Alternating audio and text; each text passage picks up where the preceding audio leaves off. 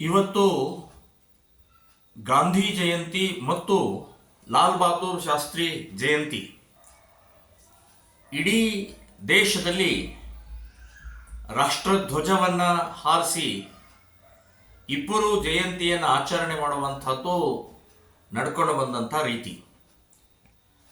ಧಾರವಾಡದಲ್ಲಿ ಟಿಪ್ಪು ಸರ್ಕಲ್ನಲ್ಲಿ ಟಿಪ್ಪು ಸುಲ್ತಾನನ ಧ್ವಜ ಮೇಲ್ಗಡೆ ಹಾರಿಸಿ ಕೆಳಗಡೆಗೆ ರಾಷ್ಟ್ರಧ್ವಜ ಹಾರಿಸಿ ರಾಷ್ಟ್ರದ್ರೋಹದ ಕೆಲಸವನ್ನು ಮಾಡಿದ್ದಾರೆ.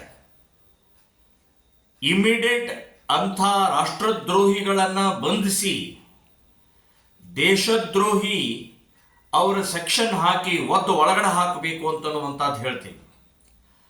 ಈ ರೀತಿ ರಾಷ್ಟ್ರಧ್ವಜಕ್ಕೆ ಅಪಮಾನ ಮಾಡುವಂಥದ್ದು ರಾಷ್ಟ್ರಕ್ಕೆ ದೇಶಕ್ಕೆ ಅಪಮಾನ ಮಾಡಿದ ಹಾಗೆ.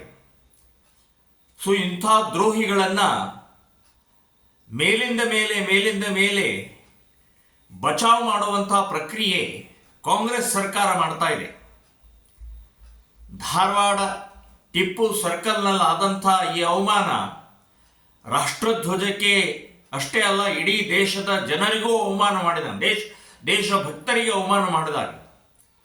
ಸೊ ನಾನು ಪೊಲೀಸ್ ಇಲಾಖೆಗೆ ಹೇಳ್ತಾ ಇದ್ದೀನಿ, ಇಮ್ಮಿಡಿಯೇಟ್ ಅಂಥ ದ್ರೋಹಿಗಳನ್ನು, ಅಂಥ ನೀಚರನ್ನು ಬಂಧನ ಮಾಡಬೇಕು ಅಂತನ್ನುವಂಥದ್ದು ನಾನು ಆಗ್ರಹ ಪಡಿಸ್ತಾ ಇದ್ದೀನಿ. ಇದರ ಜೊತೆಗೆ ಬೆಂಗಳೂರು ನಗರದಲ್ಲಿ ಸನ್ಮಾನ್ಯ ಮುಖ್ಯಮಂತ್ರಿಗಳ ಶೂ ಕಟ್ಟಬೇಕಾದ್ರೆ ಎಡಗೈಯಲ್ಲಿ ರಾಷ್ಟ್ರಧ್ವಜ ಹಿಡ್ಕೊಂಡು ಬಲಗೈಯಿಂದ ಅದನ್ನು ಕಟ್ತಾ ಇರುವಂಥದ್ದು ನೋಡಿದರೆ ಇವರ ದೇಶಭಕ್ತಿ ಎಂಥದ್ದು ಅಂತ ಅನ್ನೋದು ಗೊತ್ತಾಗುತ್ತೆ. ಅಂದರೆ ಆ ಧ್ವಜಕ್ಕೆ ಕಿಮ್ಮತ್ತೇ ಇಲ್ಲ. ಮುಖ್ಯಮಂತ್ರಿಗಳ ಬೂಟ್ ಕಟ್ಟಬೇಕಾದ್ರೆ ಆ ಧ್ವಜ ಅದನ್ನು ತಾಗಿಸ್ತಾ ಇದ್ದಾರೆ, ಬೂಟಿಗೆ ನೆಲಕ್ಕೆ ಎಲ್ಲ ತಾಗ್ತಾ ಇದೆ. ಇದು ಅವಮಾನ ಅಲ್ವಾ? ಮುಖ್ಯಮಂತ್ರಿಗಳನ್ನ ಗಮನಿಸ್ಲಿಲ್ವಾ? ಅಲ್ಲಿ ಪೊಲೀಸರು ಗಮನಿಸ್ಲಿಲ್ವಾ? ಸೊ ಅಲ್ಲಿ ಹಿಡ್ಕೊಂಡಂಥ ವ್ಯಕ್ತಿ ಎಂಥ ದ್ರೋಹಿ ಅವನು. ಸೊ ಅದನ್ನೆಲ್ಲ ನೋಡ್ತಾ ಇರುವಂಥವರು ಕೂಡ ಆ ತಪ್ಪನ್ನು ಸರಿ ಮಾಡುವಂಥ ಪ್ರಕ್ರಿಯೆಯಲ್ಲೂ ಕೂಡ ತೊಡಗೋಲ್ಲ.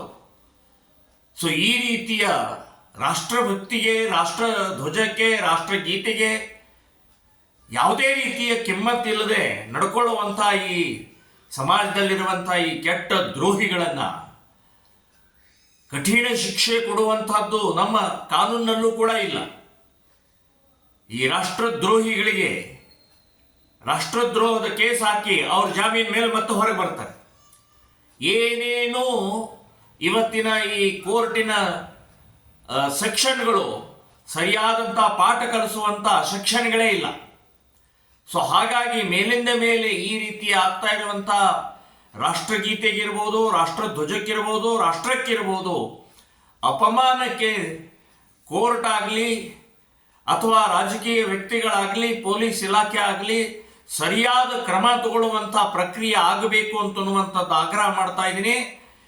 ಬೆಂಗಳೂರಿನಲ್ಲಿ ಆ ಮಾನ್ಯ ಮುಖ್ಯಮಂತ್ರಿಗಳ ಶೂ ಕಟ್ಟಬೇಕಾದ್ರೆ ಯಾರೋ ಅಪಮಾನ ಮಾಡಿದಂಥ ವ್ಯಕ್ತಿಗೂ ಕೂಡ ಶಿಕ್ಷೆ ಆಗಬೇಕು ಅಂತನ್ನುವಂಥದ್ದು ನಾನು ಆಗ್ರಹವನ್ನು ಮಾಡ್ತಾ ಇದ್ದೀನಿ.